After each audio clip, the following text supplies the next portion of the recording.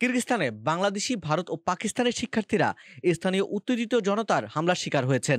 স্থানীয় সময় শনিবার 18 মে এই হামলার শিকার হন দেশটিতে অধ্যয়নরত বিদেশি শিক্ষার্থীরা।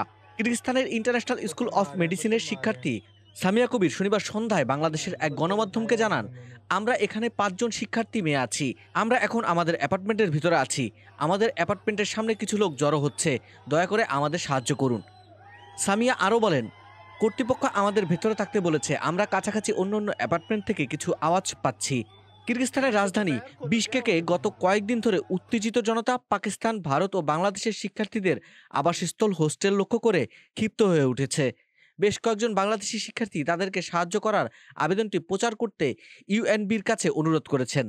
স্থানীয় গণমাধ্যমের খবরে বলা হয়েছে, কিরগিজ এবং আন্তর্জাতিক ছাত্র, বিশেষ করে পাকিস্তানি ও মিশরীয়দের মধ্যে ঝগড়ার ভিডিও সামাজিক যোগাযোগ মাধ্যমে ভাইরাল হলে উত্তেজনা বেড়ে যায়। এনডিটিভির খবরে বলা হয়েছে, গত 13 মে ঘটে যাওয়া এক ঘটনাকে আন্তর্জাতিক শিক্ষার্থীদের প্রতি আতিথেয়তার সুস্পষ্ট লঙ্ঘন হিসেবে দেখছে স্থানীয়রা। শুক্রবার 17 মে রাতে বেশ কয়েকজন কিরগিজ সেনা রাস্তায় নেমে আসে। স্থানীয়রা এই বিবাদে জড়িত বিদেশিদের সাথে নমনীয় আচরণ করার জন্য কর্মকর্তাদের বিরুদ্ধে অভিযোগ করেছেন। পুলিশ অবশ্য জানিয়েছে, গত 13 মে মারামারির অভিযোগ পাওয়া মাত্রই 3 কিশোরকে আটক করেছেন তারা।